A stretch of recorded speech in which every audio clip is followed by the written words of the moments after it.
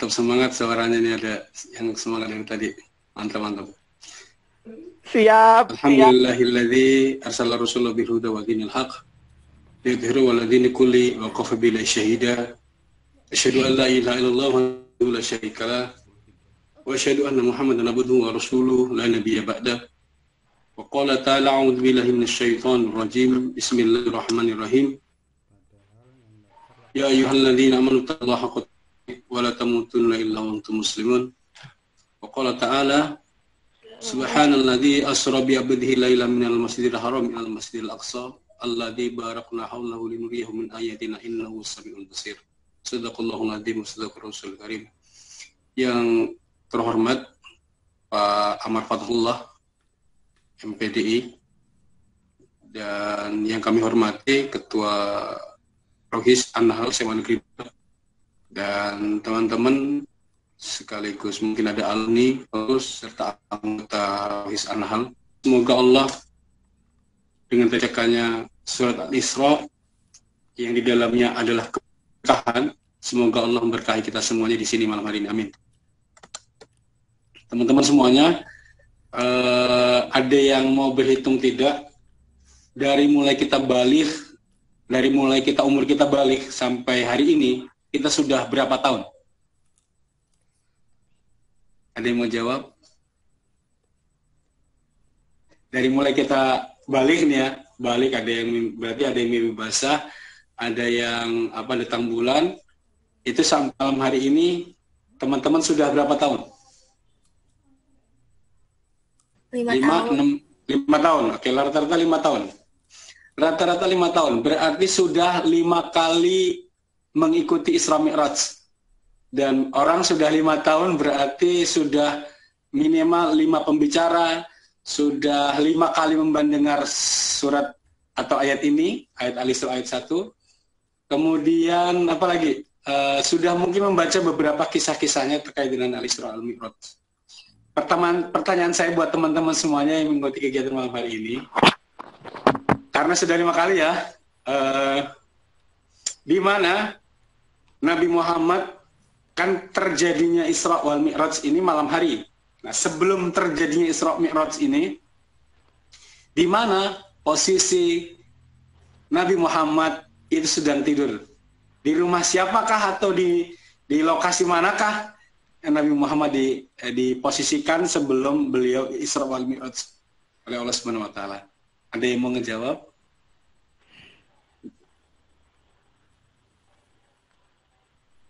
Kak di PB21, jangan. Belum ada PB dulu.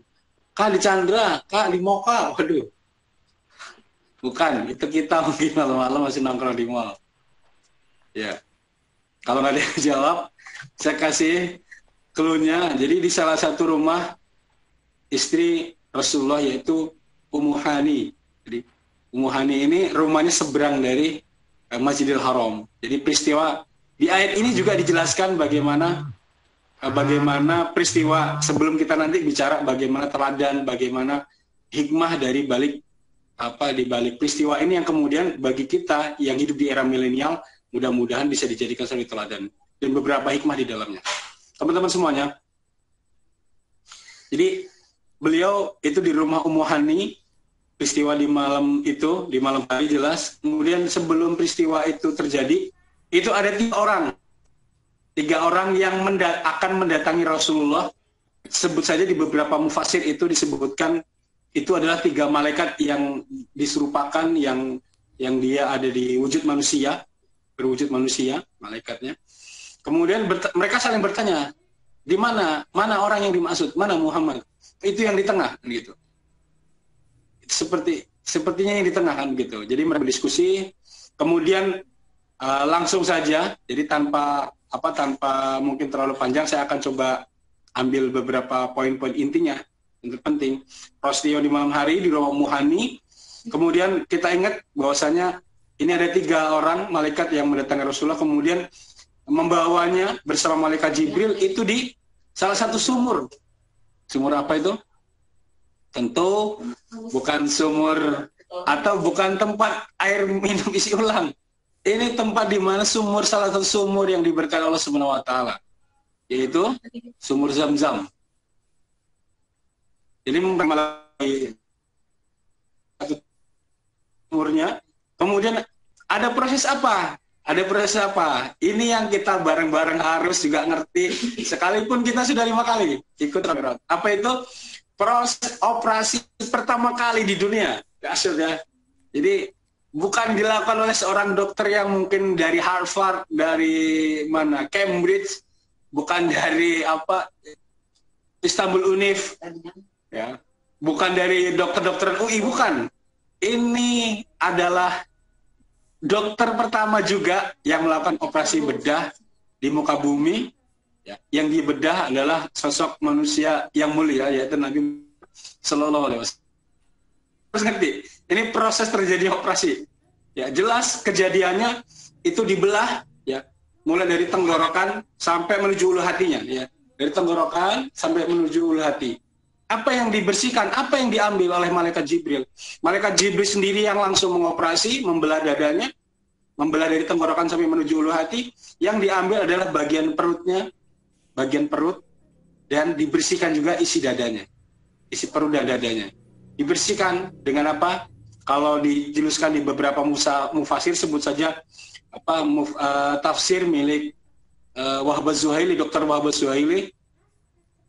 Beliau seperti piala yang kemudian dicuci dada dan isi perut Rasulullah itu dengan apa? Dengan air Zam-Zam.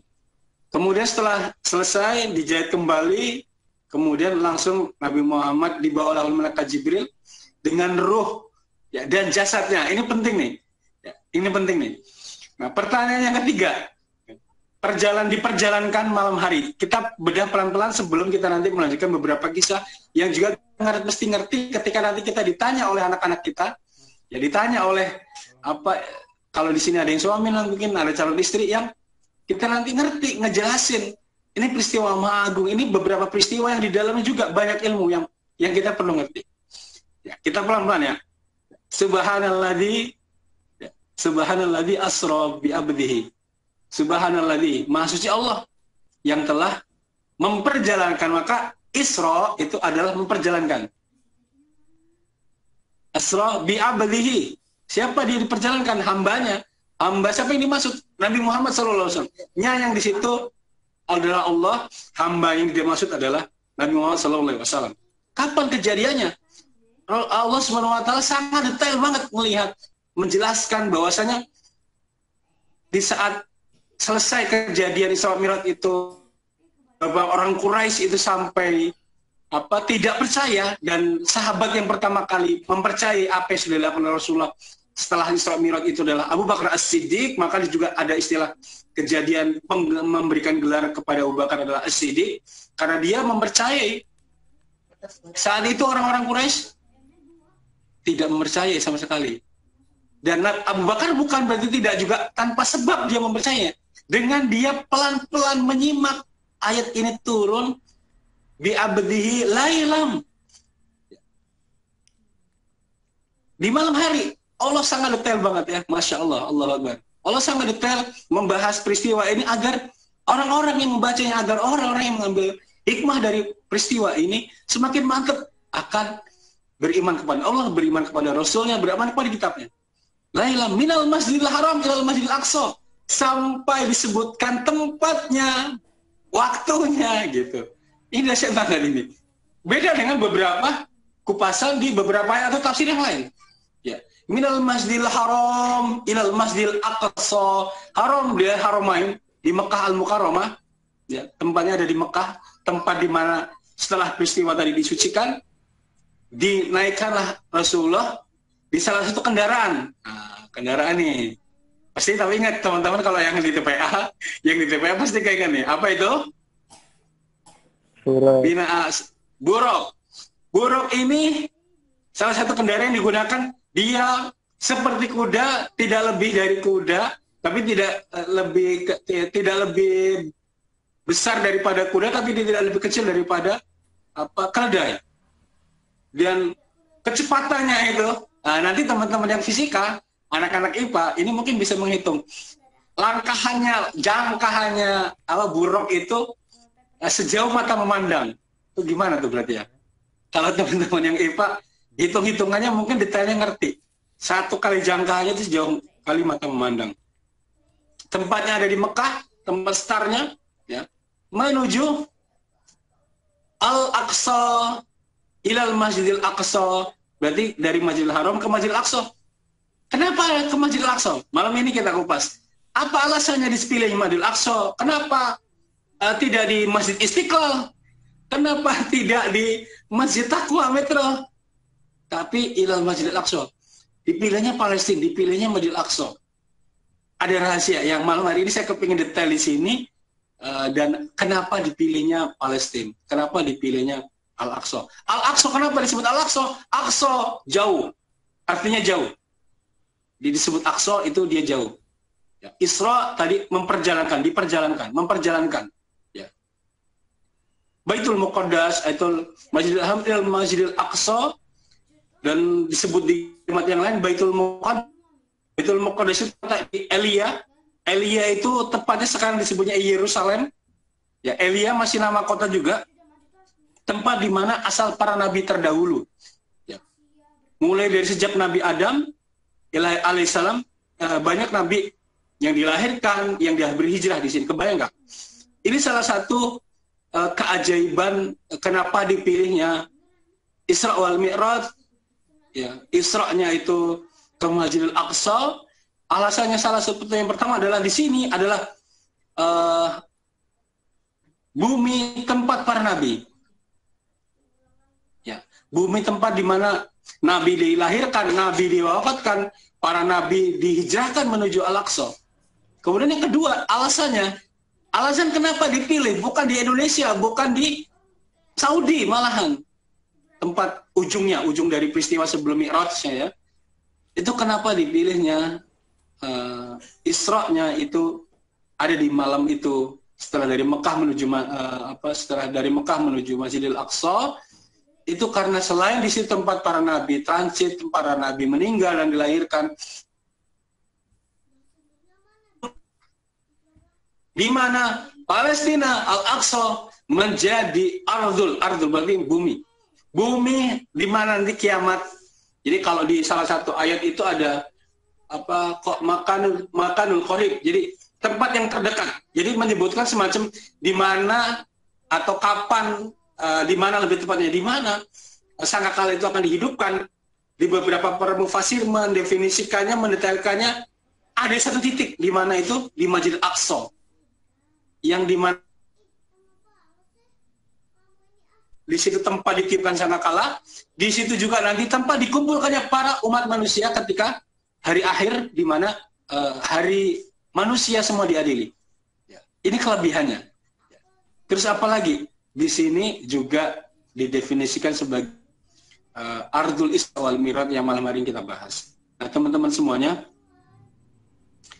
mari kita juga sambil memperbanyak salawat terhadap Nabi, karena mudah-mudahan dengan kita bersolawat, kita semakin diteguhkan, kita semakin diberikan hikmah banyak dari peristiwa Isra wal Mi'raj yang hari ini kita peringati.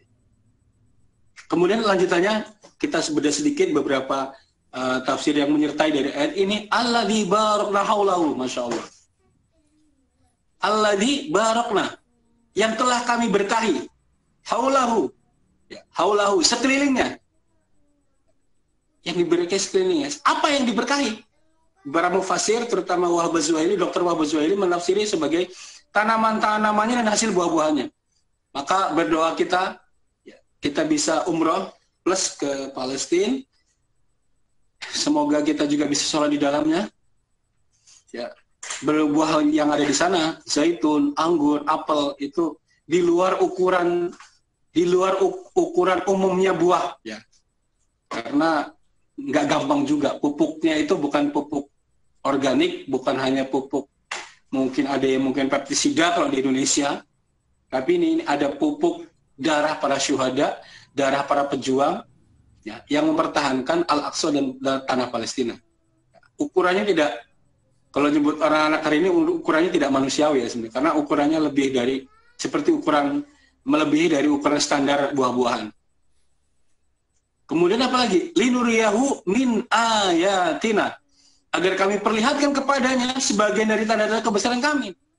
Jadi banyak di bumi negeri Palestina kita ditunjukkan kebesaran Allah Subhanahu wa taala. Apa itu? Ya, tanah yang hari ini masih diinvasi oleh negara Israel. Kalau hari ini ada Ukraina dan versus Rusia. Tapi ini ada negeri yang terinvasi dari 1948.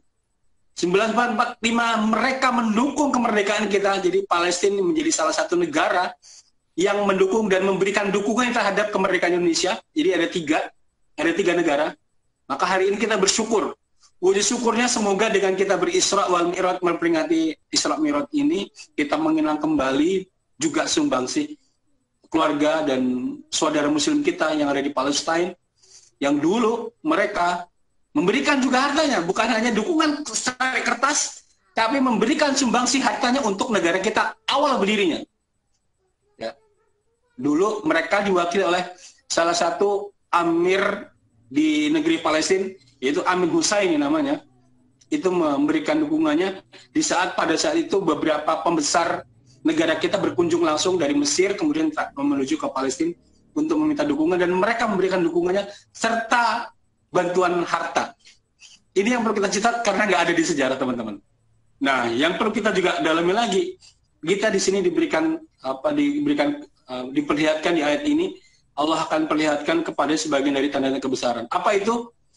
Di saat para pejuang itu lagi sedang berjaga-jaga atau ribet atau berjaga-jaga di perbatasan antara garis batas musuh dan garis batas Palestina, itu para penjaga nggak sedikit yang ketika mereka berjaga, hening tidak ada siapa-siapa, tapi ada seolah-olah ada suara tasbih yang ketika mereka sedang baca Quran, kemudian ada suara yang nggak ada siapa-siapa di situ, mereka hanya sendiri, jaraknya nanti sekian kilo lagi baru ada orang lagi, tapi seolah-olah ada suara-suara zikir, ada suara-suara yang mengagungkan nama Allah Subhanahu wa taala.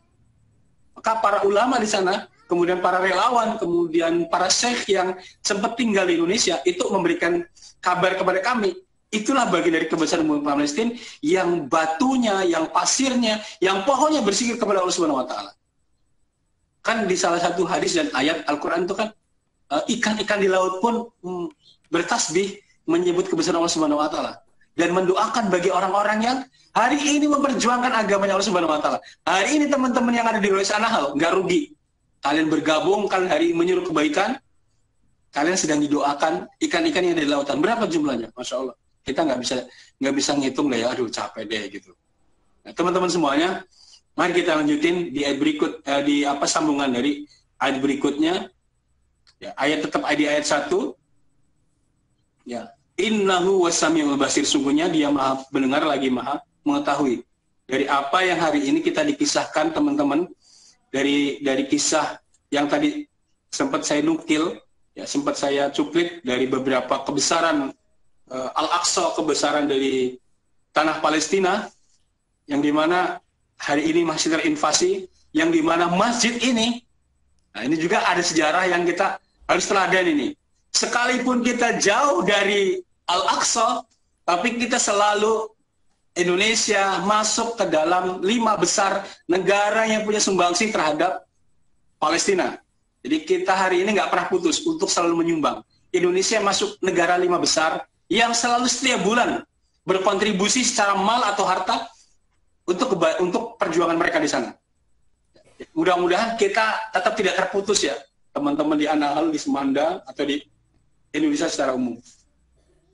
Ini yang juga harus teladani anak milenial, ya boleh milenial, tapi kita dari sisi infak lagi sedang bayar. Kalau kita tinggal di komplek perumahan, pasti kita ditanya, adakah penjaga? Adakah security? Ada pasti. Apakah security ini dibayar? Dibayar. Nah, hari ini kita sebenarnya, kalau disuruh menjaga, nah kalau ditanya nih teman-teman, mampu nggak atau siap nggak? Atau bagaimana kalau kita menjadi orang Palestina? Tanya-tanya nih. Mampu nggak kita kira-kira? Mampu nggak kita menjaga Al-Aqsa? Dan banyak, nggak sedikit ya jumlahnya, banyak para murabitin atau murabitun. Ya, murabitin itu sebutan para penjaga Al-Aqsa yang perempuan atau wanita. Murabitoh ya nyebutnya itu, murabitah itu untuk wanita, muslimah yang menjaga Al-Aqsa. Kalau murabitin itu para penjaga laki-laki. Dan paling banyak di sana itu penjaga wanita karena yang aksesnya sedikit lebih gampang adalah wanita. Itu nggak sedikit ya. Jumlahnya wanita yang mewakafkan dirinya untuk menjaga Al-Aqsa. Kalau kita nih disuruh berjaga-jaga, ada tentara Israel di situ, itu 24 jam di situ. Kebayang nggak? Nggak mampu. Maka hari ini infak kita yang kita salurkan pada kita sedang menggantikan posisi kita yang jauh di sini dengan Al-Aqsa yang jauh di sana dengan infak terbaik kita. Maka hikmah atau pelajaran yang kita bisa ambil di awal ini adalah ketersambungan sejarah yang kita nggak boleh lupakan, sumbangsi mereka terhadap kita. Dan hari ini kita sedang, kalaupun diistilahkan sebagai ini bagian dari kita membayar hutang budi, nggak akan terbayarkan sepertinya. Tapi paling tidak kontribusi ini yang menjadi ketika kita ditanya oleh Allah Subhanahu Wa Taala, apa yang sudah kamu lakukan untuk Al-Aqsa? Apa yang sudah kamu teladani dari Isra wal Mi'raj? Apakah kita bisa menjawab? Tentu amal kita yang hari ini kita lakukan ya untuk meneladani peristiwa Isra Mi'raj ini dan juga kontribusi nyata kita terhadap tanah Palestina dan Al-Aqsa. Teman-teman, yang kedua, kenapa dipilih Masjid Al-Aqsa yang dia jauh di sana? Bukan masjid yang lain, bukan masjid yang hebat yang hari ini mungkin berdiri. Karena di sana tempat di mana kalau kita ada materi itu 7 keajaiban Masjid Al-Aqsa, salah satunya adalah, saya sebutnya adalah, ini adalah gerbang langit, teman-teman. Ya. Jadi Masjid Al-Aqsa, tarik garis lurus ke atas, itu adalah tempat di mana gerbang langit antara bumi dan langit. Ya. Antara bumi dan langit. Dan peristiwanya Rasulullah itu, tempat berpijaknya Rasulullah itu, atau tempat di mana Rasulullah sebelum naik ke atas itu Rasulullah dibawa. Dan berapa coba saya tanya ke teman-teman, berapa jauhnya Masjidil Haram ke Masjidil Aqsa? Ada yang pernah mengukur nggak? Atau nanti silahkan diukur berapa lama perjalanan kalau menggunakan kendaraan umum, berapa kendaraan kalau dia kendaraan otomotif atau mesin, berapa kalau kita hewan, unta atau kuda. Kurang lebih jaraknya sekitar 1.400 km kalau nggak salah ya, nanti dicek lagi. 1.400 km jauhnya Masjidil Haram ke Masjidil Aqsa. Dan itu hanya dilakukan dalam waktu semalaman. Dari Masjidil Haram ke Masjidil Aqsa, tempat menumpuknya kakinya Rasulullah itu di mana? Di Qubatus Sakhra, salah satu masjid yang di dalam komplek Masjidil Aqsa. Jadi Al-Aqsa itu banyak masjid dan musola. Jadi tanah itu luasnya 14 hektar. 14 hektar, ya, di dalamnya banyak masjid dan musola, dan ada 2 masjid besar di dalamnya, yaitu Qubatus Sakhra, kubah yang berwarna kuning, kemudian ada kubah yang berwarna agak biru-biru kehijau-hijauan. Itu dinamakan sebagai masjid Masjid Kiblat. Jadi di mana dulu umat muslim sebelum ke Masjidil Haram itu kiblatnya di Masjidil Aqsa, di masjid ya, di Masjid Kiblat, di situ di mana sekarang digunakan sebagai tempat orang laki-laki sholat, dan di Qubatus Sakhra di mana di situ tempat wanita muslimah pada sholat di situ. Walaupun hari ini nggak gampang akses ya, sekalipun dia warga Palestina nggak bisa gitu. Kalau yang dia umrah bisa jadi mungkin di saat-saat tertentu bisa dibuka, bisa masuk. Berdoa saja. Nah teman-teman, kaki Rasulullah mijaknya di batu itu, kemudian sebelum dia berpijak ke batu, tentu karena tadi bawa kendaraan ditambatkan. Di mana ditambatkannya? Sampai detik ini masih ada lubangnya. Masih ada lubangnya, nanti coba saya searching lagi di materi yang saya punya. Itu masih ada lubang di mana tempat ditambatkannya burak. Ya. Siapa yang melubangi itu tentu malaikat Jibril. Wah Pak, bawa tukang, nggak usah ditanya, bawa tukang nggak ya malaikat Jibril? Gitu. Nah, ditambatkannya sampai detik ini masih ada, dan di situ dekat sama tembok ratapan di mana buruk pernah ditambatkan. Hari ini beberapa sudut masjidnya dikuasai oleh Yahudi. Pertanyaannya, sejauh mana hari ini kontribusi kita untuk mempertahankan? Karena sebagian sudut yang di situ ternyata tempat ditempatkannya buruk itu hari ini sudah dikuasai oleh Yahudi sebagai tempat. Nah teman-teman, mari Kita hari ini meneladani, mari kita malam hari ini mengambil ibroh, yang tinggal beberapa menit mungkin ya. Saya nanti tolong dikode saja Mbak, berapa menit lagi waktunya, karena kan durasinya sekitar 60 menit atau 45 menit. Nah malam hari ini, ya malam hari ini kita ayo ambil ibrohnya. Dari perjalanan yang dilakukan, dia mulai menumpu di Kubatu Sokhro, di Batu Sokhro. Sokhro itu berarti batu karang di dalam masjid Kubatu Sokhro, ya Dome of the Rock nyebutnya. Itu naik ke atas, ya. Mi'raj, melakukan perjalanan ke atas, ya, melewati beberapa lapis langit sampai bertemu malaikat para penjaga langit. Nah ini ada juga ibroh yang kedua yang mau saya kupas. Tadi saya sebut gerbang langit antara langit dan bumi itu ada di Masjid Al-Aqsa. Tapi teman-teman coba di sini perhatikan, langit itu berlapis-lapis dan masing-masing punya penjaga. Siapa dia? Malaikat yang kalau kita ketemu di beberapa surat, salah satunya surat Al-Insan dan surat Al-Jin, yang di situ ada semacam kayak panah-panah api yang kalau bahasa kita zaman di pelajaran IPA itu sebagai komet, ya, ekor panjang segala macam, komet Halley. Hari ini sebenarnya tafsir dari beberapa surat yang menegaskan dari peristiwa itu sebenarnya itu adalah panah-panah api, ya, yang dilesatkan oleh para malaikat ketika mengetahui ada jin dan setan yang mencuri berita dari langit. Ini dulu kita dapatnya meteor tahunya lah ya. Tapi hari ini komet juga ya nyebutnya. Tapi hari ini kita diajari juga dari sisi kacamata Islam itu bukan sekedar komet. Teman-teman semuanya, nah, kita juga perlu tahu ada penjaga. Berarti di langit itu ada penjaga. Berarti kalau kita buka lagi hadisnya Imam Bukhari dan Muslim, detail banget mereka mengisahkannya. Langit itu dibuka ketika diketuk oleh malaikat Jibril, ditanya siapa yang bersama Anda, apakah diperintahkan untuk bertemu? Iya. Dibukakan dan ditutup kembali. Teman-teman, saya mau bilang, ada hikmah, ada pelajaran dalam peristiwa yang saya sebutkan barusan. Apa itu? Berarti langit itu ada saat dibuka dan ditutup. Ketika dibuka, kapan itu dan siapa yang membuka, tentu teman-teman yang hari ini harus kita detailkan adalah ini ada malaikat yang menjaga, ada yang membuka dan menutup.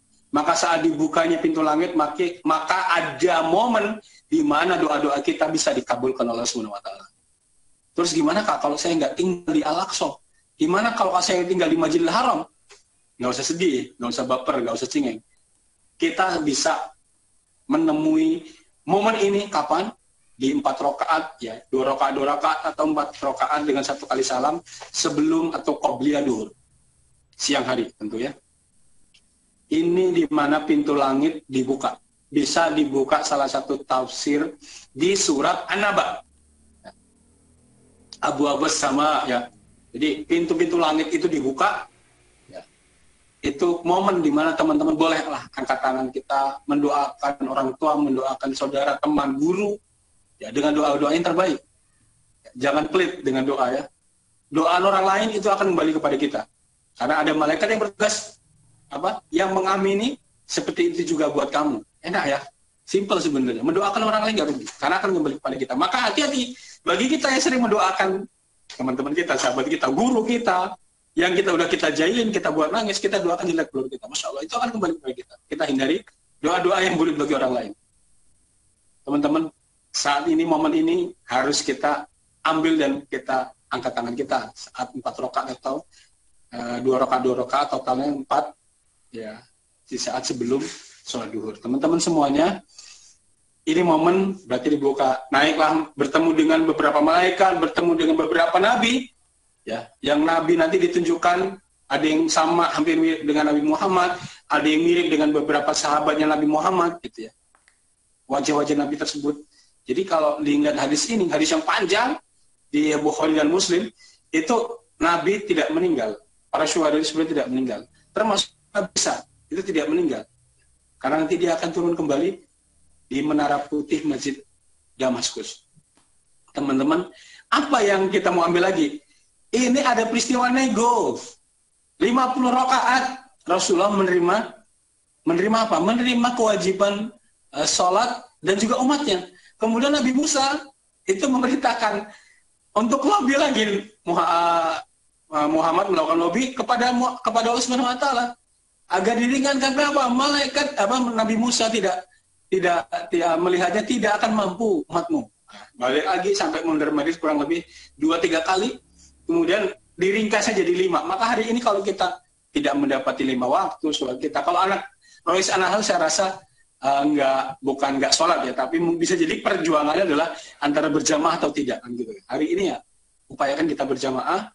Dan saya mau ambil lagi, nanti ketika turun ke muka bumi, nanti Rasulullah mengimami sholat yang pertama kali di muka bumi dilakukan. Nah, sholat apa itu?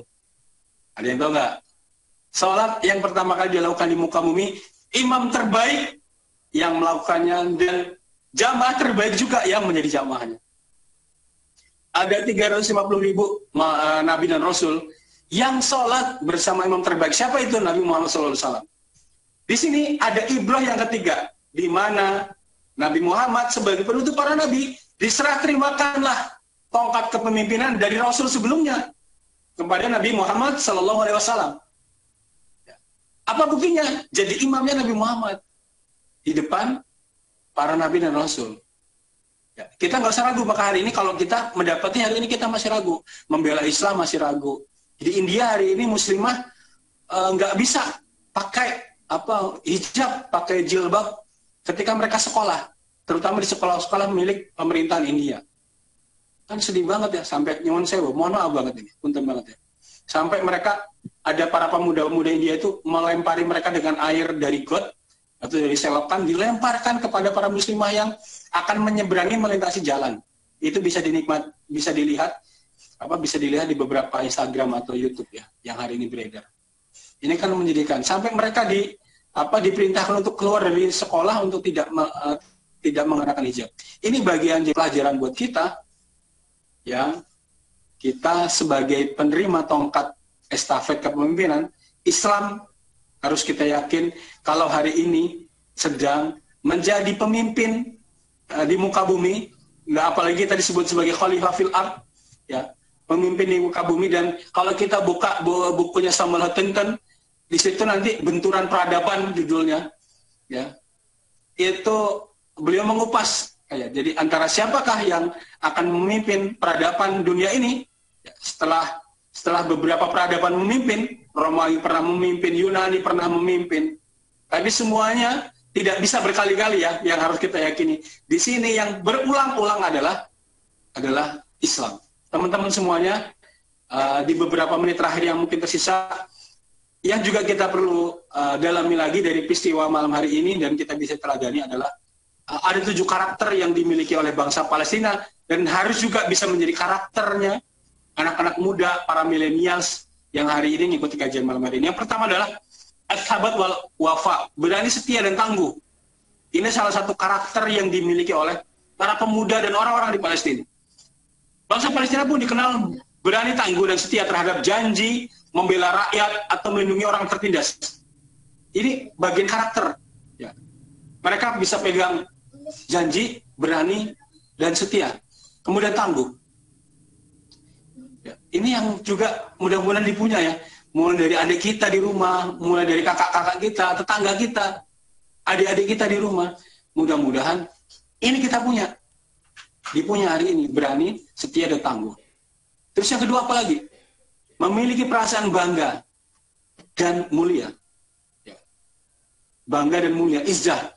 Jadi orang-orang di Palestina itu punya izzah yang kuat dan cukup.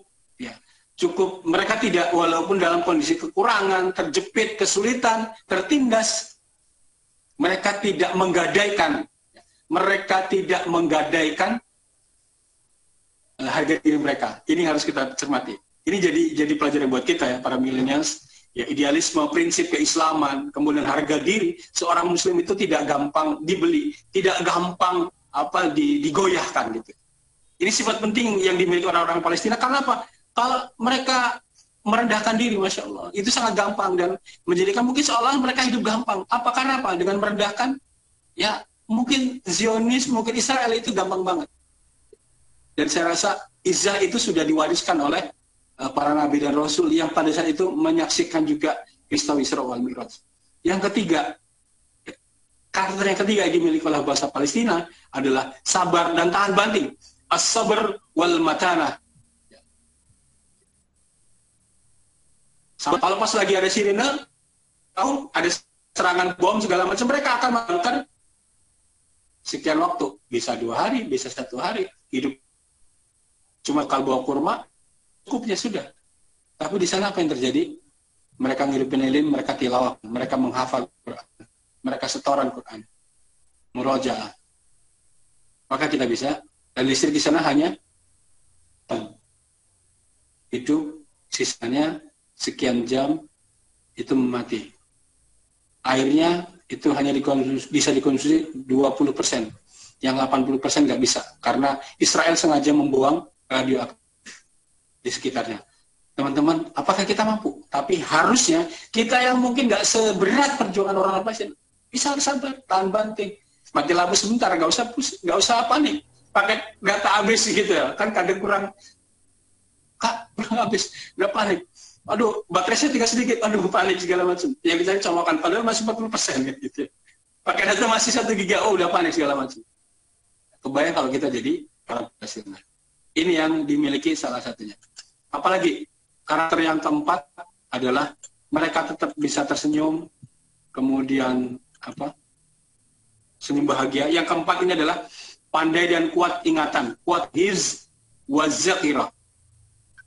Hifz berarti hafalan atau ingatan, wa zakirah ya.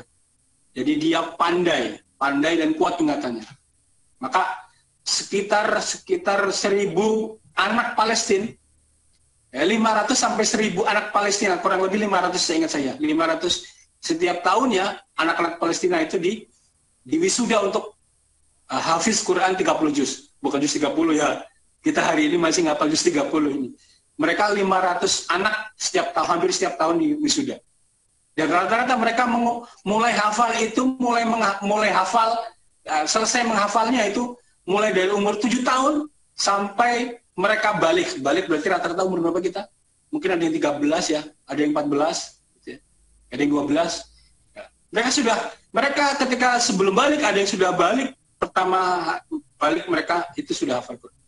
Karena salah satu syarat masuk menjadi pejuang di Palestina itu, salah satunya adalah hafal Quran, tidak meninggalkan sholat berjamaah, mulai dia balik, kemudian rajin sholat malam, mulai dia balik, kemudian puasa sunnah, kemudian yang paling terpenting mendapatkan izin. Nah teman-teman, ada hikmah di sini.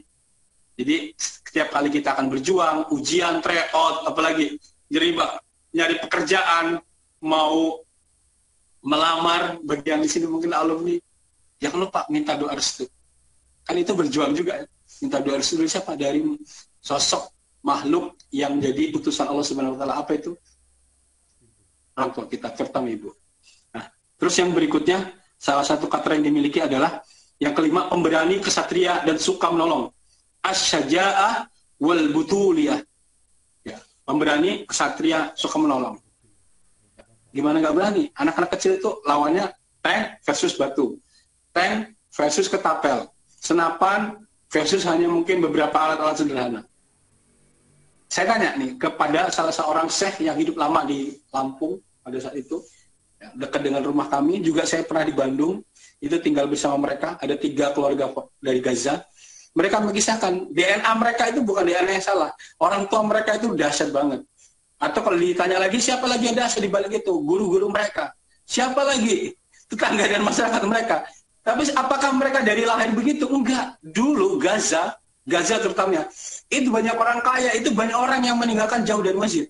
Kosong masjid. Tapi hari ini orang-orang berbondong tersadarkan, ya. Tapi kita, kalau bisa jangan sampai nunggu kayak Gaza, karena belum tentu kita kayak Gaza kondisinya kita mampu, teman-teman. Nah hari ini lewat Isra Mi'raj ini, kita kepinginnya diteladani dengan sifat karakter pemberani, kesatria, suka nolongnya orang Palestina itu bisa kita teladani. Kemudian yang berikutnya adalah yang keenam, kerinduan rakyat Palestina pada kebebasan kemerdekaan.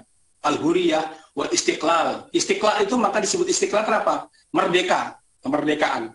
Maka kami sedang membangun Masjid Al-Aqsa, Masjid Istiqlal di Gaza, di daerah Khan Yunus, ya, distrik Khan Yunus, itu dibangun sekarang Masjid Istiqlal Indonesia di jalur Gaza. Keren nggak? Jadi yang hari ini belum ikut kontribusi, ayo kita rame-rame bantu mereka, karena masjid ini fungsinya ada 3. Nah, ini juga bisa jadi pelajaran buat kita malam hari ini, anak milenial. Di sana, di hari-hari biasa, sama kayak masjid kita. Sebagai tempat sholat, sebagai tempat nyolatin jenazah. Ya. Yang kedua, ketika ada penyerangan, itu dijadikan rumah sakit. Dahsyat ya. Dijadikan rumah sakit. Yang ketiga, di situ tempat dilahirkannya banyak para penghafal Quran. Karena mereka merasakan hidup mereka, jantung mereka, itu harus selalu tertaut dengan masjid. Dengan itu, baterai kita, jiwa kita tertambah terus. Insya Allah, dari 6 karakter yang tadi saya sebutkan, ya ada 6, nanti kita bahas 7. Ya, terakhir nanti 1 lagi. Itu menjadikan mereka memiliki ke-7 karakter tersebut. Kalau hari ini kita nggak punya, bisa jadi kita lagi sedang jauh mungkin. Kalau kita sedang jauh dari masjid, berarti kita lagi sedang dekat dengan salah satu lokasi. Apakah hari ini mungkin ada anak-anak hal yang masih kerental PS, kerental musik, mungkin lebih cenderungnya, mesti keseringannya ya. Bukan kita mengatakan haram, tapi keseringannya. Apakah malah lebih banyak nonton ke 21, ke kafe misalnya. Boleh, tapi kalau keseringannya terjadi ke sana dan hari ini meninggalkan jauh dari masjid, saya meyakini tidak akan mungkin melahirkan dari 7 karakter yang dimuncul oleh pemuda Palestina. Dan yang terakhir yang kita bisa teladani dari karakter dari pemuda dan orang-orang di Palestina adalah berjiwa kuat dan memiliki fisik tangguh. Kuatul nafs, nafs itu jiwa, kemudian jasad atau jismi itu adalah atau badannya.